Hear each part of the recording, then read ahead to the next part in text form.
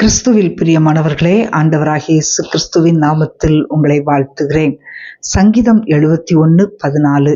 நானோ எப்பொழுதும் நம்பிக்கை கொண்டிருந்து மேன்மேலும் உம்மை துதிப்பேன். இந்த 2 அனுபவங்கள் கர்த்தருடைய இருதயத்தை அசைக்கும். என்ன அப்படின்னா, எப்பொழுதும் ஆண்டவர் மேல் நம்பிக்கை கொண்டிருக்க வேண்டும், எப்பொழுதும் அவரை துதிக்க வேண்டும். இந்த 2 அனுபவங்களும் நம்முடைய வாழ்க்கையில் இருக்கும்போது அவருடைய ஆசீர்வாதங்கள் அளவில்லாமல் நம்மேல் ஆண்டவர் பொழிந்தருள செய்வார். அவர் மேல் அநேகர் நம்பிக்கை வைக்கிறார்கள். ஆனால் வாழ்க்கையில் நெருக்கங்களும் போராட்டங்களும் உண்டாகும் போது தங்களுடைய நம்பிக்கை இழந்து அவிசுவாசத்தினால் மேற்கொள்ளப்படுகிறார்கள். ஆனால் தங்களுடைய வாழ்க்கையில் நன்மையோ தீமையோ எப்படிப்பட்ட சூழ்நிலையிலும் தேவன் மேல் நம்பிக்கை உள்ளவர்களாய் அவரை மாத்திரம் நோக்கி பார்க்கிற தேவ பிள்ளைகளை அவருடைய கிருபை எப்பொழுதும் சூழ்ந்து கொள்ளும்.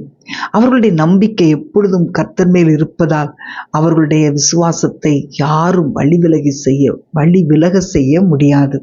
அன்பான தேவனுடைய பிள்ளைகளே, நீங்கள் இடைவிடாமல் ஆண்டவரை நம்பிக்கொண்டிருக்கும் போது உங்கள் உதடுகள் அவரை துதித்து கொண்டே இருக்கும்.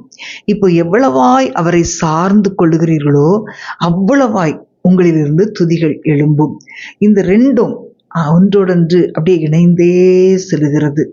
அன்பான தேவனுடைய பிள்ளைகளே, இந்த பூமியில் அவரால் ஆசீர்வதிக்கப்பட்ட பிள்ளைகளாய் வாழ்வதற்கு இடைவிடாமல் அவரை நம்பி அவரை துதித்து கொண்டே இருக்க வேண்டும் என்று கர்த்தர் எதிர்பார்க்கிறார்.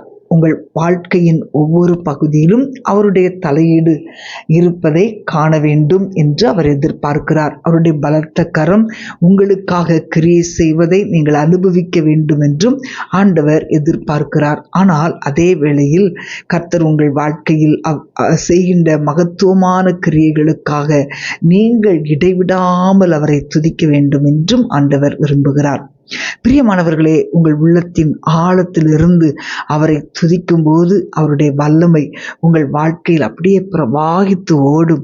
உங்களுடைய அவிசுவாசங்கள் நீங்கும், விசுவாசம் பலப்படும், உங்கள் வாழ்க்கை வெற்றிகளால் நிரம்பும். தேவன் உங்களை வெற்றியுள்ள வாழ்க்கை வாழதான் அழைத்திருக்கிறார். கர்த்தரை நம்புகிறவனோ செழிப்பான் என்று வேதம் சொல்லுகிறது. அவரை நம்பியிருக்கிறவர்கள் எந்த ஒரு சூழ்நிலை குறித்தும் பயப்பட மாட்டார்கள்.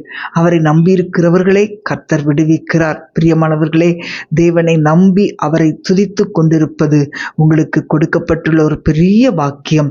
ஒவ்வொரு சந்தர்ப்பத்தை நீங்கள் பயன்படுத்தி அவருடைய நாமத்தை உயர்த்துங்க. நம்ம ஜெபிப்போம். அன்பின் ஆண்டவரே, உம்மை துதிக்கிறோம் அப்பா. நாங்கள் உம்மையே நம்பி இருக்கிறோம், அதனால் உம்மை துதிக்கிறோம் ஆண்டவரே. இது எவ்வளவு பெரிய பாக்கியம் அப்பா. ஆண்டவரே, எந்த சூழ்நிலையிலும் உம்மை துதித்து கொண்டே இருக்க எங்களுக்கு அருள் தருவீராக. ஆண்டவரே அப்பா, நாங்கள் மனிதர்கள் மேல் நம்பிக்கை வைத்தால் சோர்ந்து போவோம். ஆனால் உங்க மேல நம்பிக்கை வைத்து ஆண்டவரே நாங்கள் செய்கிற ஆண்டவரே அந்த நீர் எங்களுக்காக செய்கிற மகத்துவமான கிரியைகளுக்காக உம்மை துதித்து கொண்டே இருக்க ஆண்டவரே எங்களுக்கு கிருபை தருவீராக. ஆண்டவரே உமக்கு ஸ்தோத்திரம். எல்லா கட்டுகளும் உடைக்கப்படட்டும் அப்பா. உம்முடைய கிருபை எங்களை சூழ்ந்து கொள்ளட்டும் ஆண்டவரே. உம்முடைய ஆசீர்வாதங்கள் எங்கள் குடும்பங்களின் மேல் இறங்கி அளவில்லாமல் இறங்கி வரட்டும். இந்த அனுபவத்தை ஒவ்வொருவருக்கும் நீர் கொடுப்பீராக. ஆசீர்வதிங்கப்பா, பலப்படுத்துங்க. இயேசுவின் நாமத்தில் பிதாவே, ஆமேன், ஆமேன்.